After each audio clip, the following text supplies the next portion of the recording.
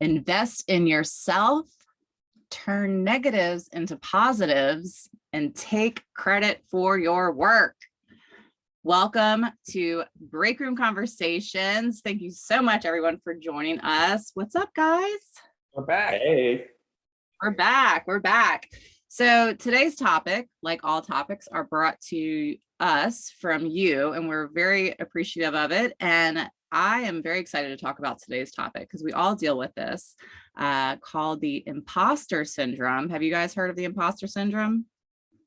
Oh yeah, I'm sure you guys deal with it probably we all deal with it on a weekly, daily basis.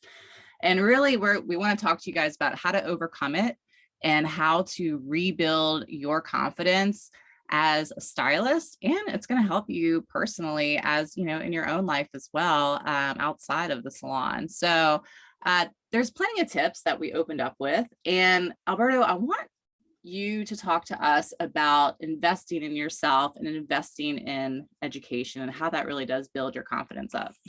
Yeah, I think this imposter syndrome is something that we all go through very young in our careers, and we've talked about it before in several break rooms. It comes down to confidence. And one of the best ways to increase confidence is through education.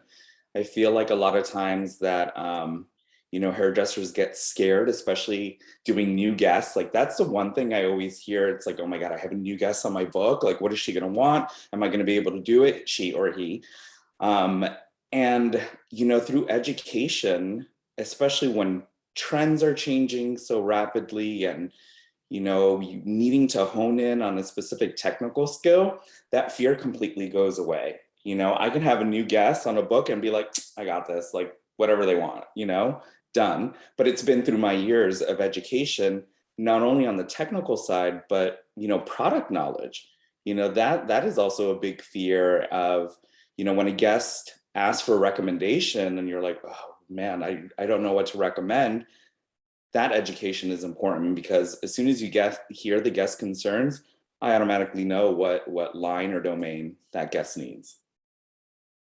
So invest in yourself. I always think about, no matter the cost of the class, I know that we all have budgets, but there are some bigger classes that I've taken in my career that I'm just like, you know what, this is an absolute must. This is going to take my skill set to the next level. If it's $1,000, I'm going to do it. That's my big class for the year. And then I'll look for like several other little local classes. Yeah, I love that. And, people are attracted to those that are knowledgeable. So I know, I always speak from the client perspective, and the stylists that I would always see are the ones that are, traveling to this hair show and going to this class. And because I have some hard hair to take care of, so I have to go to someone that really knows what they're doing. And me knowing that they're going to classes, I'm like, okay, cool. I'm in good hands. They are up to date on their skills, so it's super, super important. Tatum, what's your thoughts on investing? It's just easier to speak about, instead of like fumbling through your words. Like, it just like comes out because you know exactly what to say, and the person sees that. I wanted to say this about it, like about class. And that is like, one day I took a little one-on-one class, a couple hours with Gerard Scarpese from Hairbrained. This was back when I was working in New York, which I'm in New York right now, and getting pizza and all the good things. But I just did one class, and I think we worked on like a one-length bob, done just like a little bit differently, a little bit more square, kind of slightly different approach to doing it, something simple. And that was the first thing I did that morning. And the rest of the day, I never did that haircut that we worked through. It was, I never did that haircut that day. It was a little too edgy or extreme. But I found out that, like, after doing that class and being in that frame of mind, that disciplined, structured, I'm here to learn, I'm going to absorb information, I'm going to better myself, I'm investing in myself in this time that I'm spending here. Even though I didn't do that specific technique, every single haircut I did that day was like the best haircut I ever did. And I literally mean that. They were all different haircuts, but just me getting in that space of learning and wanting to be better and pushing myself to be better, everything turned out beautiful that day. And so I really think there's something not only to, yes, I'm taking a class and I may be learning specific information, but just getting in that sort of student mindset and opening yourself up to learning and advancing your career, working on yourself, it's actually going to pay forward down the road. And so I think that whenever you can do that, do it. I love what Alberto said. He takes a big class, but then he's checking out some little classes. It doesn't necessarily have to, the techniques you took back doesn't necessarily have to impact your business, but being in that mindset really will. So I really want to encourage you guys to take all the classes you can. Yeah. All right. So the next tip to help you build your confidence is taking credit for your work. So, yes, it's good to be humble and, humble and quiet and grateful, but you really now's the time to do it, is really show off your work. Be proud of your work, be proud of the work that you have, put into, and the education that you've gone through, and scream it to the world. Tatum, I know, with social media, this is such an easy way to do it. It's just snapping a quick picture and, gosh, it goes viral.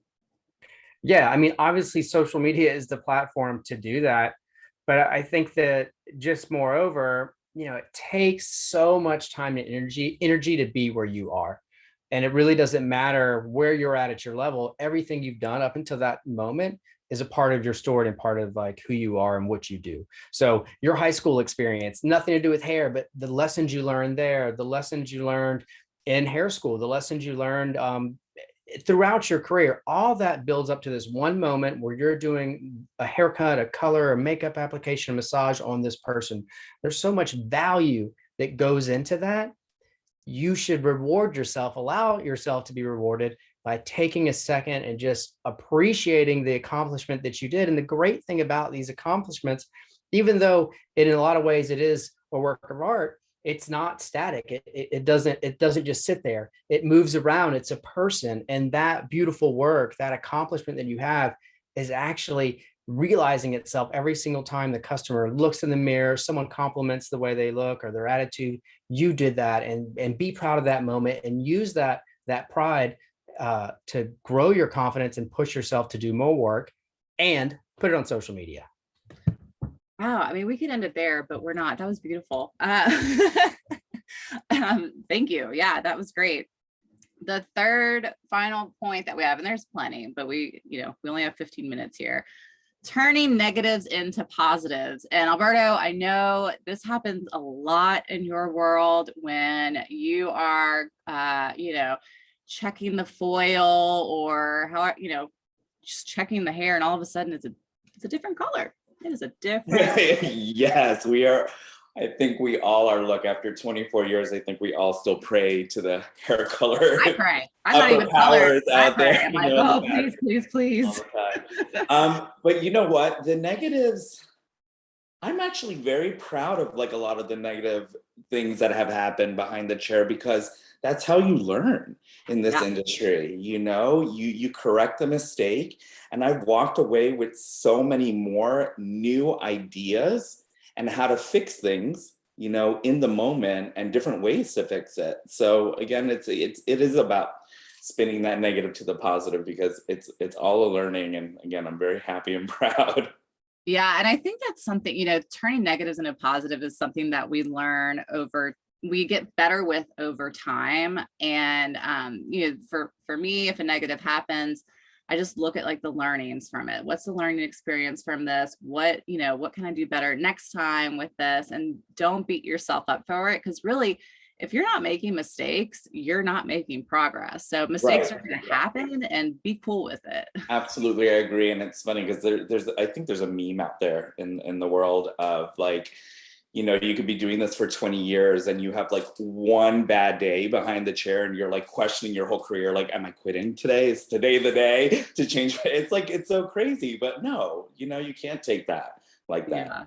Yeah. Man, your big mistakes, like I still think about those. Oh my God, they haunt you. But you know why they haunt us? Because there's a learning there. And those big mistakes we make early on, they actually teach us valuable lessons. And the great thing about what we do is it's just hair, right? It's going to grow back, right? So worst case scenario isn't going to be that bad. So, remove a little bit of your ego from the mistake, try to fix it obviously wherever you can, and think about the customer relationship and the guests and not upsetting them. But when you make a mistake, it's really important to own it, at least internally, that you made a mistake. Know that, don't beat yourself up over it. It's just hair, but own it and then grow from it. And then these mistakes become really valuable lessons. And if you're a young stylist, those mistakes you made today, yeah, you're going to remember them, but you're going to remember them for good reasons.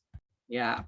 So, in closing, I think really it's what we really have to remember is that we are in an amazing industry where we are one of the few that get to actually touch people, and we are changing lives on a daily basis. So when it comes down to it, just remember that. Remember what you are doing for that person in your chair. You are building their confidence as well. And definitely use these tips going forward, and just know you are not alone. We go through this on a weekly, daily basis as well, but it's about practicing how to stay positive and looking for the learnings in all of this. So all right, guys, that is it of this episode. Until next week, if you guys have any suggestions, comments, questions, anything, please leave a comment below. We would love to hear from y'all. Have a good day. Bye. Bye, everyone.